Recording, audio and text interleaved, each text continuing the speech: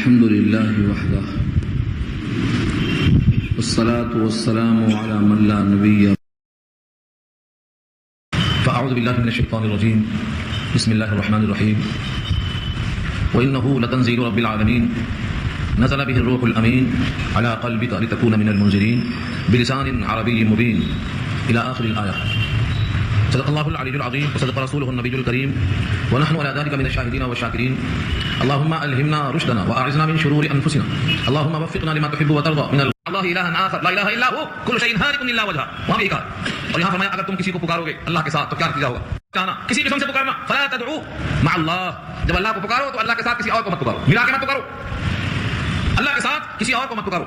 فلا تدعو مع اللہ الہ آخر. میں نے یہی جملہ آیا ہے سورہ قصص پارہ 20 کے اندر. ولا تدعو مع اللہ الہ آخر لا الہ الا هو کل شیء ہالک الا وجہہ. وہاں بھی کہا اور یہاں فرمایا اگر تم کسی کو پکارو گے اللہ کے ساتھ تو کیا نتیجہ ہوگا. فتكون من المعذبين. بس ہو جاؤ گے ان لوگوں میں سے جن پر عذاب ہوا. معذبین معذب کی جمع, معذب مفعول ہے جس پر عذاب ہوا. اللہ کے نبی سے یہ امید ہو ہی نہیں سکتی اللہ کو کہ اللہ کے ساتھ اللہ کے غیر کو پکاریں گے. یہ تو سنانا مقصد ہے, ساری کائنات کے انسانوں کو سنانا مقصد ہے کہ یہ وعید شدید ہے اللہ کے ساتھ کسی کو پکارنے پر معذب ہونے کی شدید وعید. اگرچہ کسی نبی سے یہ امید نہیں, لیکن نبیوں کو مخاطب بنا کر پیغام دینا تاکہ امت کا ہر فرد سن لے کہ اللہ کے ساتھ غیر اللہ کو پکارنا اتنا بڑا جرم ہے. بفرض محال اگر نبیوں سے سرد ہو جائے تو بھی فتكون من المعذبین کی وعید ہے. اللہ کو یہ بات برداشت نہیں. ثابت کیا ہوا؟ قرآن اللہ کا بھیجا ہوا, روح الامین کا لایا ہوا, مصطفیٰ کے دل پر نازل کر کے زبان سے نکال کر سارے قوم کو رہبری کرنے کے واسطے بھیجا اللہ نے. تو اب اللہ کو پکارو, اللہ کے ساتھ غیر اللہ کو مت پکارو. سب سے پہلے یقین کی نعمتیں کس کو دینا ہے؟ وانذر, اور ڈراؤ. کس کو ڈراؤ؟ لفظ عشیرہ ہے, عشیرتک الاقربین. عشیرہ کا معنی خاندان, عشیرتک کا آپ کا خاندان. اے نبی آپ کے خاندان کو, اس میں لکھا ہے اقربین, قریب سے اقرب اس میں تفضیل ہے, جو آپ سے بہت زیادہ قریب ہیں پہلے ان کو ڈراؤ. کیوں؟ اس کے فوائد اتنے لکھے ہیں, مستقل کتاب ہونا چاہیے اس کے اوپر. اچھی چیز ہے جب تو پہلے کس کو دینا چاہیے؟ جو ہمارے سے قریب ہے. چنانچہ آپ اپنی بیویوں کو, اپنے قریبیوں کو سب سے پہلے پیغام پہنچاتے ہیں. سب سے پہلے جب یہ آیت نازل ہوئی 214 نمبر کی آیت کہ اپنے قریبی لوگوں کو, اپنے نزدیک کے کنبہ کو آپ ڈراؤ, تو آپ چلے گئے کوہ صفا پر. ان صفا والمروہ, حاجی صاحبان صحیح کرتے ہیں, صفا معلوم ہے اس کا نام کوہ صفا پہاڑ تھا, آپ کو چھین دیا گیا. اس پہاڑ پہ کھڑے ہو جاتے ہیں اور وہاں کھڑے ہو کر آواز لگاتے ہیں یا بنی عبد مناف یا بنی ہاشم, اے فلاں اے فلاں, تمام قبیلے جمع ہو گئے. آپ نے کہا اگر میں تمہیں خبر دوں کہ ایک لشکر تیار ہے تم کو کھدلنے والا ہے, کیا تم میری بات پہ یقین کرو گے؟ پوری قوم کہتی ہے یقیناً سچ مانیں گے کیونکہ ہم نے آپ کے ساتھ کبھی کذب کا تجربہ نہیں کیا ہے. ما کذبنا کبھی کذب. آپ صادق الامین ہیں, جس کی زندگی 40 سال تک صادق الامین کے لفظ سے پکاری گئی ہو, ہم اس کی اس خبر پر کس طرح سے یقین نہ کریں گے؟ ضرور مانیں گے. فرمایا سید الانبیاء خیر البشر محمد مصطفیٰ صلی اللہ علیہ وسلم نے اگر یہ بات ہے تو سن لو, اگر تم نے ایک اللہ کو نہیں مانا, لا الہ الا اللہ کو تسلیم نہیں کیا, تو ایک اللہ کا عذاب ہے جو تم پر آنے کو تیار ہے. یہ جملہ سننا تھا. ابو لہب جو چچا ہے کہتا ہے تب لکا الہذا جماعتنا نعوذ باللہ من ذلک, تب لکا ہلاکت ہو تمہاری, کیا تم نے اسی کام کی خاطر جمع کیا ہم سب کو؟ یہ اس کو غصہ تھا. اللہ تعالیٰ نے اسی لفظ کو نازل فرمایا تبت یدا ابی لہب. ابو لہب نے حضور سے کہا اور اللہ نے ابو لہب سے کہا, ٹوٹ گئے دونوں ہاتھ ابو لہب کے, اب وہ برباد ہوا. پورا پیغام اسی پر. نبی صلی اللہ علیہ وسلم نے سب سے پہلے اپنی قوم کو خطاب فرمایا, ڈراؤ اپنی قوم کو. ڈرانے کا فائدہ کیا ہوا؟ جب گھر کا ماحول صحیح بن جاتا ہے, گھر کے لوگ اللہ سے ڈرنے والے بن جاتے ہیں, تو اللہ کے حکم پر چلنا سب کو آسان ہو جاتا ہے. آج لوگ روتے کیوں ہیں؟ گھر کا ماحول صحیح نہیں ہے. لوگ روتے کیوں ہیں؟ کیونکہ دین الہی پر چلنا مشکل ہوتا ہے. تو ایک تو ماحول بنتا ہے, دوسرے ان کا حق ہے کہ ان کو ہم اچھی چیز پہنچائیں دوسروں سے پہلے. اور جب ایک معاشرہ اور ایک خاندان بھرپور آپ کا تعاون کرتا ہے تو مخالف لوگ دبتے چلے جاتے ہیں اور یہ دین توحید کا سیلاب بڑھتا ہوا چلا جاتا ہے. اس طرح سوچیں آپ, بڑے فائدے ہیں اپنے قریب لوگوں پر اعتماد رکھنے کا. قریبی لوگ اگر اچھے ہیں, با اعتماد ہیں, تو معاملہ بہت آگے بڑھتا. مجھے ایک جملہ یاد آیا حضرت علی رضی اللہ تعالیٰ عنہ کا. ان سے لوگوں نے پوچھا کہ ابو بکر صدیق کا زمانہ تھا, عمر فاروق کا زمانہ تھا, تو اتنے فتنے نہیں ہوتے تھے, اور آپ کی خلافت میں اتنے فتنے کیوں ہو رہے ہیں؟ جواب دیا کہ اس میں سوچنے کی بات کیا ہے, ان کے مشیر ہم تھے, ہمارے مشیر تم ہو, یہ تمہاری وجہ سے. تو قریبی لوگ اگر با اعتماد اچھے ہیں تو یہ دینی کام میں ہمت آتی ہے, دینی کام آگے بڑھتا. اور اگر اطراف کے لوگ بد اعتماد ہیں, ان میں باہم تعاون نہیں, تناسب نہیں, ایک دوسرے کی کام کھینچ رہے ہیں, تو پھر معاملہ آگے نہیں بڑھتا. اللہ نے حکم دیا کہ ڈرائیے اپنے قریبی لوگوں کو. اس کے بعد نبی صلی اللہ علیہ وسلم کو اللہ کا حکم دیا, اتنا پیارا ہے کہ ایمان والوں کی عظمت اللہ کے ہاں کتنی ہے اندازہ ہوتا ہے. وقفز جھکا دیجیے, اے نبی صلی اللہ علیہ وسلم جھکا دیجیے جناحک اپنے بازوؤں کو, لمن اتبعک جو آپ کی اتباع کرنے والے ہیں, من المؤمنین ایمان والوں میں سے. یعنی جو لوگ مومنین ہیں اے نبی ان کے لیے اپنے شفقت کے موڑوں کو جھکا دیجیے. کون جھکا دیں؟ سید الانبیاء کو خطاب ہے کہ ایمان والوں کے لیے آپ سراپا شفیق ہیں, سراپا رحمت ہیں. ان کو اپنے اخلاق سے, کردار سے اور اپنی باتوں سے ایسا محسوس ہو کہ آپ ان کے لیے بچ گئے ہیں. کیا مقام ہے ایمان کا کہ ایمان والوں کے لیے اتنا بڑا حکم دیا گیا. اب سوچو جب رسول اللہ ایمان والوں کے لیے خدا کے حکم سے اپنے شفقت کے بال جھکاتے ہیں تو امتیوں کو کیا جھکانا چاہیے؟ اسی واسطے سورہ اعظم میں اللہ نے کہا ہے النبی اولی بالمؤمنین من انفسہم, ایمان والوں کا جتنا اپنی جان پر حق ہے اس سے زیادہ ایمان والوں پر نبی کا حق ہے. اور یہ صحابیہ خاتون کہتی ہیں کہ ہم اپنی جان پر جتنا مہربان اور شفیق ہیں, ہماری ذات پر سید الانبیاء اس سے زیادہ مہربان ہیں. پھر ایک مثال پیش کیا انہوں نے, ہم سے جب بیعت کیا حضور نے تو کہتے رہے वला यासीनका फी मारूफ, आपकी नाफरमानी नहीं करेंगे। और तो ने कहा आपकी नाफरमानी हम नहीं करेंगे, हुजूर पाक ने इशारा कर दिया, इजाफा कर दिया, फी मारूफ कहकर, यानी उम्दा कामों में। हालांकि रसूल की नाफरमानी हुजूर की तरफ से जो खुदाई हुक्म आएगा उसमें खराब बात कहां से आएगी, वो तो सब अच्छी ही होगी, लेकिन शर्त लगाया है फी मारूफ कहकर, ताकि बाद में बैत लेने वाले किसी भी किस्म से गुनाह का हुक्म देने पर कादिर न हो सके। उस पर कहा साहबिया खातून ने कि हमारे ऊपर नबी हमसे ज्यादा मेहरबान है। तो ये दो तरफा मोहब्बत होना चाहिए। मोहब्बत का तकाजा ये है कि नबी के कौल, नबी के अमल, नबी के लिबास, नबी के हुलिये और नबी के दीन के लिए हम सब कुछ कुर्बान करने का इकरार रखें, यह है मोहब्बत का तकाजा।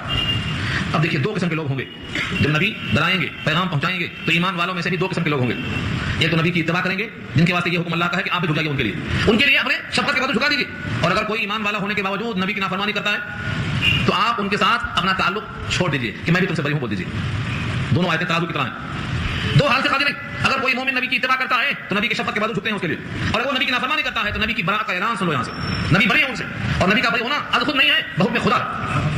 अल्फाज देखिए, वक़्फ़ जनाह का, और झुका दीजिए जनाह का अपने बाजू को, लिमन इत्तबा का, उनके लिए जो आपकी इत्तबा करें, मिनल मुमिनीन ईमान वालों में से जो मुसलमान होकर आपकी राह पर चलें उनके वास्ते। फ़इन असऊ का, बस अगर वो नाफरमानी करें आपकी, फ़कुल, तो आप भी कह दीजिए इन्नी बरीउम मिम्मा तामलून, बेशक मैं बरी हूं उससे जो तुम करते हो। अगर वो दीन मुस्तफा में नहीं है, अगर वो अल्लाह के दीन में नहीं है, अगर वो अल्लाह की मर्ज़ियात में शामिल नहीं है, तुम मनमानी करना चाहते हो तो मैं तुमसे बरी हूं, तुम्हारे कामों से बरी हूं। यानी नबी की इताअत करेंगे ताल्लुक बाकी रहेगा, और नबी की नाफरमानी करेंगे तो नबी की बरात का ऐलान करवाया अल्लाह ने। ये उस आयत में एक पैगाम पोशीदा है। जो लोग कहते हैं हम कुछ भी करेंगे, हम तो नबी के हैं, हम कुछ भी करेंगे मगर हम नबी के हैं, यहाँ आयत में पैगाम है तुम कुछ भी करेंगे आजाद नहीं है, तुम कुछ भी करेंगे तभी तुमसे अल्लाह के नबी राजी होंगे। ये मकाम सिर्फ बदरी साहबी को हासिल हुआ था, सिर्फ बदरी साहबी को। बदरी साहबा से हुजूर पाक ने कहा कि अल्लाह का ऐलान है, यअमलू मा शिअ्तुम क़द गफ़रतु लकुम, तुम जो चाहे करो तुम्हारी मग़फ़िरत मैंने कर दिया। ये मकाम सिर्फ बदरी साहबा को हासिल है, बकिया सारी उम्मत को ये धोखे में ना रहना चाहिए, बल्कि हमें तो नबी की एक एक बात को मानना चाहिए। फ़इन असऊ का, अगर वो लोग आपकी नाफरमानी करें, फ़कुल, तो आप कह दीजिए इन्नी बरीउम मिम्मा तामलून, बेशक मैं बरी हूं तुम्हारे कामों से। जाहिर है कि जब नबी बरात का ऐलान कर देंगे तो ख्याल जाएगा कि एक भीड़ होगी, मुखालिफत का हुजूम होगा, शायद हमको सताएंगे, सर पहुंचाएंगे। अल्लाह फरमाते हैं इस ऐलान बरात में फिक्र मत करो, भरोसा अल्लाह पे करो। वतवक्कल अलल्लाह, वतवक्कल, भरोसा करो। अल्लाह कहने के बजाय क्या कहा, अल अजीज, हालांकि अल्लाह के नाम में से करो, अजीज का इशारा कर दिया। अल्लाह का नाम अजीज भी है, गालिब है, वो तन्हा आपको काफी है, सारी कायनात मुखालिफ हो जाए तो कुछ भी नहीं कर सकती, क्योंकि वो अजीज है, गलबे वाला, अर्रहीम, शफकत वाला, मेहरबान भी है। अल्लाह ताला की दो सिफतें हटाने का मकसद क्या था, एक तो गालिब है, भरोसा उसी पे करो जो गालिब है, और रहीम है, शफीक है, कोई हुक्म भी शफकत के खिलाफ नहीं मिलेगा। ये हुक्म जो बरात का है ये भी शफकत के साथ। अल्लाह ताला की सिफत रहमत पर तवज्जो देने के वास्ते फरमाया अल्लज़ी यराका हीना तक़ूम, जो कि देखता है आपको, हीना तक़ूम, जब आप खड़े होते हैं। आप कब खड़े होते हैं, कोई मखसूस तय कर देना अहादीस से गुंजाइश है, और मुतलक रखना ये भी गुंजाइश है। बाद मुफस्सिरीन लिखते हैं मुराद है हीना तक़ूम से जब आप लोगों के सामने खड़े होकर बरात का ऐलान करेंगे तो सब आपके सामने मुखालिफ नजर आएंगे, लेकिन अल्लाह उस वक्त आपको देख रहा है। और बात कहते हैं मुराद है नमाज में खड़ा होना, जब नमाज में आप खड़े होते हैं तो अल्लाह आपको देख रहा होता है। यही ऐसा बताया था कि जब नमाज पढ़ो तो ऐसी पढ़ो अल्लाह आपको देख रहा है। पहला दर्जा तो ये है कि आप अल्लाह को देख रहे हैं, इतना नहीं हो सकता है तो इतना यकीन करो कि अल्लाह आपको जरूर देख रहा है। यह है अल्लज़ी यराका हीना तक़ूम, जब आप खड़े होते हैं तो अल्लाह आपको देख रहा है। व तक़ल्लुबका फ़िस्साजिदीन, और आपका सजदा करने वालों में तक़ल्लुब के माने कल्ब से बना, और कल्ब क्या करता है, चलता रहता है। तो तक़ल्लुब के माने नमाजियों में आपका उठना बैठना खड़ा होना, कभी क़याम, कभी रुकू, कभी क़ौमा, कभी जलसा, कभी सजदा, इन तमाम चीजों की हरकत को तक़ल्लुब से ताबीर किया अल्लाह ने। व तक़ल्लुबका फ़िस्साजिदीन, सजदा करने वालों में आपका उठना बैठना ये भी अल्लाह देख रहा है। इन्नहु हुवा समीउल अलीम, बेशक वही है सुनने वाला और जानने वाला, हर बात को सुनता है और हर चीज को वो जानता है। यहां से अब उनका एक जवाब और है कि तुम समझते हो कि शैतान पैगाम लाके दिया होगा। सुनो, शैतान तो वहां आता है जहां उसका अड्डा है, जहां लोग उसका इंतजार करते हैं कि शैतान आ रहा होगा, वहां शैतान आता है। क्योंकि नफा देने वाला और नफा लेने वाला दोनों में तालमेल चाहिए। शैतान भी झूठा और उसके फॉलोअर्स भी झूठे, सादिकुल अमीन के बाद झूठा क्यों आएगा, दोनों में तालमेल नहीं है। यहां तो सिद्क है, वहां पर किस्म है। शैतान खुद कहेगा तुमसे जो मैंने वादा किया था झूठा किया था, गलत वादा किया था, तुमसे वादा किया था अब खिलाफवर्जी कर दिया मैंने। जो वादा खिलाफी करता हो वो यहाँ क्यों आएगा जहां जिंदगी में कभी वादा खिलाफी नहीं हुई, तो तालमेल नहीं हो सकती यहाँ। इसलिए अल्लाह फरमाते हैं आओ बताता हूं कि शैतान कहां आता, किसके पास आता। हल उनब्बिउकुम, क्या तुमको खबरदार कर दूं, अला मन, किस पर, तनज़्ज़लु शयातीन, शयातीन उतरते हैं, किस उतरा करते हैं। दो सिफतें याद रख लो, ये दो सिफतें हैं तो शैतान वहां आता। अला कुल्ली, कौन है वो दोनों, तनज़्ज़लु अला कुल्ली अफ़ाकिन असीम, उतरते हैं हर झूठे पर, हर गुनहगार पर। अफ़ाक इफ्क से बना है, इफ्क के माने झूठ। वाकई इफ्क की बात आ चुका है कि इफ्क कहते हैं ऐसे झूठ को कि उसके झूठ की वजह से हक बातिल हो जाए और बातिल हक हो जाए, मुजरिम छुटकारा पा जाए और जो बेकसूर है मुजरिम करार पा जाए, ऐसे झूठ को इफ्क कहा जाता है। अल्लाह फरमाते हैं अफ़ाक, बहुत झूठ बोलने वाला, असीम बहुत गुनहगार, ऐसे लोगों पर शैतान आया करता है। आगे देख लो, सिफली अमल करने वाले गुनहगार होते हैं, गुनाह में मुलव्विस होते हैं, झूठ बहुत बोलते हैं और इंतजार में होते हैं शैतान के, और वही काम करते बैठते हैं जिससे वो खुश होता है, तो शैतान वहां आया करते हैं। युल्कून अस्समा व अक्सरुहुम काज़िबून, ला डालते हैं सुनी हुई बात, युल्कून अस्समा, ला डालते हैं सुनी हुई बात को, व अक्सरुहुम काज़िबून, और उनमें से अक्सर झूठे होते हैं, खबरें झूठी लाते हैं। लोग समझते हैं शैतान की खबरें सच्ची होती हैं, अल्लाह फरमाता है अक्सरुहुम काज़िबून, झूठी होती हैं अक्सर। कभी कभार कोई बात लग गई, تو ایسے سمجھتے ہیں کہ تو آئندہ کی خبریں جانتا ہے، آئندہ کی خبریں نہیں جانتا ہے. اکثریت کیا ہے؟ جھوٹ ہے، جھوٹ بولتے ہیں، بڑے بڑے جھوٹے ہوتے ہیں. کبھی کبھی کان لگا کر کوئی ایک بات کان میں پڑ جاتی ہے دنیا کی، اس ایک بات میں 100 جھوٹ ملا کر کے دکان چلاتے ہیں. یہ لکھا ہے بخاری میں، 100 بات جھوٹ ملاتے ہیں. اور سنو، اکثریت جھوٹ بولنے والی ہے. ایک قول اور تھا کافروں کا کہ یہ قرآن شعر کا مجموعہ ہے، حضور کو شاعر بھی کہا. اس کا بھی جواب دے دیا. شعر کی تعریف کروں گا تو وقت نہیں ہے، ٹائم ختم ہو رہا ہے. شعر کی تعریف کیا ہے؟ خیالی مضمون جس کا حقیقت سے کوئی تعلق نہ ہو. ایسی بات شعراء کہتے ہیں کہ جن کا نہ کوئی سر ہوتا نہ کوئی پیر ہوتا. ہاں، میں تیرے واسطے آسمان سے تارے توڑ رہا ہوں. کون توڑا اس کا تارا؟ کتنے شعراء کا کلام ملے گا آپ کو؟ کوئی توڑا نہیں. ہاں، ہلال چاند میرے محبوب کے ناخن کا تراشا ہے. بتائیے ناخن کا تراشا کدھر، ہلال کدھر؟ تو یہ ایسی ایسی باتیں ہیں کہ ان کے سر پیر نہیں ہوتے. تو شاعرانہ کلام تخیل ہے، قرآن کریم تحقیقی مضامین ہے. اس شعر کو خیالی مضامین کہنا کتنی بڑی جسارت ہے. تو یہ شعراء کا کلام نہیں ہے، نہ حضور شاعر ہے، نہ شاعری آپ کو مناسب ہے. وما علمناه شعرا وما ينبغي له، آپ کو ہم نے شعر نہیں سکھایا، نہ مناسب تھا. بہت سے شعراء کلام اللہ نازل ہونے کے بعد شعر کہنا چھوڑ دیے. لوگوں نے پوچھا کیوں چھوڑ دیا؟ کہا قرآن کے بعد کیا شاعری کریں؟ اب قرآن کے بعد کیا شاعری کریں؟ قرآن کریم آنے کے بعد مضامین تحقیقی ہیں. اور ایک صاحب بڑی خوشی کہانی میں گایا کرتے تھے، نبی صلی اللہ علیہ وسلم نے ان کو بند نہیں کر دیا، ان کی توجہ کو قرآن کی طرف لگا دیا. اسی آواز میں قرآن پڑھتے ہیں وہ. ابو موسیٰ اشعری جب قرآن پڑھتے تھے تو فرماتے تھے نبی پاک کہ ان کو آل داؤد کا مضامین دے دیا گیا، خود کھڑے ہو کے سنتے تھے. تو قرآن کریم اور شعر میں کوئی مناسبت نہیں ہے. اللہ فرماتے ہیں والشعراء، شاعر کی جمع شعراء، خیالی مضامین، اس میں قافیہ کی بندش ہو. یہ سب جتنے شعراء ہیں والشعراء یتبعهم، ان کی اتباع کرتے ہیں. کون؟ الغاوون، گمراہ لوگ. شعراء کی اتباع کرنے والے گمراہ لوگ. یہ جملہ سن کر کہ شعراء کی اتباع کرنے والے گمراہ لوگ ہیں اور ان کی صفت سے بتایا کہ ہر وادی میں بھٹکتے رہتے ہیں. الم تر انہم، کیا دیکھا نہیں تم نے ان کو؟ فی کل واد، ہر وادی میں. وادی سے مراد دو پہاڑوں کے بیچ کی جگہ کو وادی کہتے ہیں. یہاں مراد ہے شعر و سخن کی وادی. کبھی غزل کہتے ہیں، کبھی مدح میں کسی کی تعریف کر دیتے ہیں، اور کبھی کسی کی مذمت کر دیتے ہیں، اور کہیں اگر نہیں ملا تو اس کی برائی بیان کر دیتے ہیں، حج بیان کر دیتے ہیں. تو ہر قسم کا کلام کہنے والے کو کہا کل واد، ہر وادی میں یہیمون، بھٹکتے رہتے ہیں، کبھی ادھر کبھی ادھر، بے سروپا باتیں کہتے رہتے ہیں. نبی صلی اللہ علیہ وسلم کی محفل میں 3 صحابی جو شعر کے ماہر تھے، عبداللہ بن رواحہ، حسان بن ثابت، کعب بن مالک، یہ تینوں صحابی روتے ہوئے آئے. کہا اللہ کے نبی، اللہ نے یہ کہا ہے اور ہم اب تک کلام کرتے ہوئے آ رہے ہیں، کیا ہماری اتباع کرنے والے گمراہ ہوں گے؟ نبی صلی اللہ علیہ وسلم نے کہا آگے پڑھ لیا ہوتا، آگے تمہارے واسطے ہے، آگے پڑھ لیا ہوتا. کیا ہے آگے؟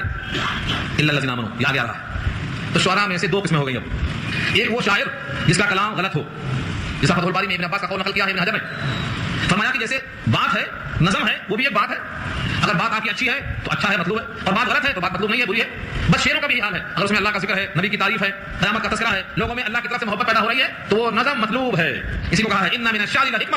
بعض اشعار میں تو حکمت ہوتی ہے، آدمی کا دل تڑپ اٹھتا ہے تو بعض اشعار حکمت ہوتی ہے. ان من الشعر لحکمہ، حکمت ہوتی ہے. اور دوسرے بعض اشعار ایسے ہوتے ہیں، ترمذی کی روایت ہے، فرمایا نبی صلی اللہ علیہ وسلم نے پیپ سے پیٹ کو بھر لینا اتنا برا نہیں ہے جتنا اشعار سے کوئی پیٹ کو بھر لے. کیوں کہا؟ جس سے آخرت خراب ہوتی ہو، کسی کی غیبت ہوتی ہو، کسی کی تحقیر ہوتی ہو، آخرت سے انسان دور ہو جاتا ہو، ایسے اشعار کو پیپ کہا، پیپ. اور جن اشعار میں آخرت کی یاد تازہ ہو جائے ان کو حکمت کہا، دانائی کہا. اسی واسطے آگے دیکھو والشعراء یتبعهم الغاوون، شعراء کی اتباع گمراہ لوگ کرتے ہیں. کیا آپ نے دیکھا نہیں ان کو کہ ہر وادی میں بھٹکتے رہتے ہیں؟ وانہم یقولون ما لا یفعلون، اور بے شک وہ کہتے ہیں ایسی بات جو کرتے نہیں، کبھی نہیں کرتے. ہمیشہ اشعار ایسے ہونا چاہیے جو مانوی لحاظ سے حقیقت کے اور نفس الامر کے مطابق. اس سے بچنے والے کون ہیں؟ الا الذین آمنوا وعملوا الصالحات، مگر وہ ایمان والے جنہوں نے عمل صالح کیا، وذکروا اللہ کثیرا، اور اللہ کو بہت یاد کیا، وانتصروا من بعد ما ظلموا، اور انتقام لے لیا بعد اس کے کہ ان پر ظلم کیا گیا. نبی صلی اللہ علیہ وسلم کی توہین کسی شاعر نے کر دیا، یہ ظلم ہے. اب کسی شاعر نے نبی کی طرف سے انتقام لیا، یہ ہے وانتصروا من بعد ما ظلموا. ایک صحابی حسان بن ثابت ہے، مداح رسول کا لقب ہے. انہوں نے کہا کہ اللہ کے رسول، یہ کافر آپ کی حد بیان کرتے ہیں، آپ مجھے موقع دیجیے، میں جواب دیتا ہوں. کہا میاں ان کا نسب میرا نسب تو ایک ہی ہے، تم ان کی برائی کریں گے تو برائی میری تو ہوگی. ان کے دادا میرے دادا، ان کا خاندان میرا خاندان، تم ان کی برائی کریں گے تو برائی میری بھی تو ہوگی. حسان بن ثابت نے کیا جواب دیا؟ کہا میں آپ کو ایسا بچاؤں گا، ایسا نکال لوں گا جیسے کوئی گدھے ہوئے آٹے سے بال نکال لیتا ہے، بال پہ آٹا ذرا بھی نہیں لگتا، ایسا نکال لوں گا آپ کو میں. تو حسان بن ثابت نبی صلی اللہ علیہ وسلم کی دفاع کرتے تھے. یہ ہے وانتصروا، انتقام لیا کرتے تھے وہ، من بعد ما ظلموا، اس کے بعد کہ ان پر ظلم کیا گیا. ظلم میں یہاں مراد ہے شعر میں حجو کرنا، برائی کرنا. آپ کو سنانے کا موقع نہیں ہے، سناتا میں جاہلیت کے اشعار سناتا. نبی صلی اللہ علیہ وسلم کے زمانے میں آئے تھے، اس زمانے کے شعراء ابن القیس، متنبی، حماسہ، کتابیں باقاعدہ کورس میں پائی جاتی ہیں. ایسے ایسے اشعار ہیں کہ آپ برداشت نہیں کر سکیں گے. اشعار کہتا ہے وہ ارخص الناس امًا، وہ ماں کے اعتبار سے بڑا سستا ہے. سن سکتے جملہ آپ یہ؟ تبیعوا الف مرۃ بحبًا، ایک دانہ دے کر 100 بار صحبت کر سکتے ہو. بولا گالیاں دینے کا انداز تھا یہ ان کا. یہ شعراء کا کلام تھا. تو زمانے جاہلیت کے اشعار میں ایسی ایسی باتیں کہتے تھے کہ تھے وہ کلام، لیکن دل زخمی ہو جاتا تھا. شاعر کے الفاظ سے دل زخمی ہوتا، جو زخم ہوتا ہے تلوار کا، نیزے کا، جلدی بھر جاتا ہے اور ختم ہو جاتا. لیکن زبان کا زخم بھرتا نہیں تھا. جراحات اللسان لہلتیام ولا التام ما جرح اللسان، جو زبان کا زخم ہوتا بھرتا نہیں. تو یہ بعض لوگوں کی حجو کر دیا کرتے تھے. نبی صلی اللہ علیہ وسلم فرماتے ہیں کہ اب ان کا جواب دیجیے. ان کافروں کا جواب دیا جاتا ہے. ایک بار تو ابو ہریرہ کی محفل تھی. ابو ہریرہ نبی صلی اللہ علیہ وسلم کی اس شعری محفل میں بیٹھے ہوئے تھے. حسان بن ثابت ممبر بیٹھے ہوئے ہیں، شعر پڑھ رہے ہیں. حضرت عمر نے کہا بند کرو، بند کرنے کا حکم دیا. حسان حسان نے کہا ابو ہریرہ بیٹھے ہوئے ہیں ان سے پوچھو اسی منبر پر مجھے بٹھا کر حضور نے اشعار سنے ہیں اور دعا دی ہے اللہم ایدہ بروح القدس، اے اللہ ان کی مدد فرما روح القدس کے ذریعے سے۔ ابو ہریرہ کہتے ہیں سچ کہا حسان نے، میں نے خود سنا یہ ہے تو وہ خاموش ہو جاتے ہیں۔ تو شعر کی دو قسمیں یاد رکھ لو، ہر شعر برا نہیں ہوتا اور ہر شعر خراب بھی نہیں ہوتا۔ اگر ایمان ہے، عمل صالح ہے اور اس میں اللہ کی توحید ہے، نبی کی تعریف ہے، آخرت کا ذکر ہے، قرآن کے فضائل و مناقب ہے، بہترین چیز ہے۔ اشعار حکمت وہ فرمایا الا الذين امنوا وعملوا الصالحات، مگر وہ لوگ جو ایمان لائے عمل صالح کیے، وذكروا الله كثيرا اور یاد کیا اللہ کو بہت زیادہ، وانتصروا من بعد ما ظلموا اور ظلم کیے جانے کے بعد انہوں نے انتقام لے لیا، وسيعلم الذين ظلموا اور ان قریب وہ لوگ جنہوں نے ظلم کیا ہے وہ جان لیں گے، اي منقلب ينقلبون یعنی اي مرجع يرجعون، اس مقام پر لوٹیں گے یہ ظالم۔ ظاہر ہے کہ ظلم کرنے والا اپنے ظلم کی وجہ سے اندھیریوں میں جائے گا، الظلم ظلمات یوم القیامہ، ظلم تو ظلمت ہوگا قیامت میں، تو یہ ظالم کہاں جائیں گے؟ جہنم میں جائیں گے، چاہے وہ ظلم اشعار کے ذریعے ہو، چاہے وہ ظلم حقوق اللہ میں ہو، حقوق الرسول میں ہو، حقوق الامت میں ہو، حقوق القرآن میں ہو، جو بھی حق ضائع کرے گا وہ ظالم ہے، اس کا مقام اس کو قریب معلوم ہو جائے گا۔ الحمدللہ سورہ شعراء مکمل ہوئی، دعا کر لیجیے۔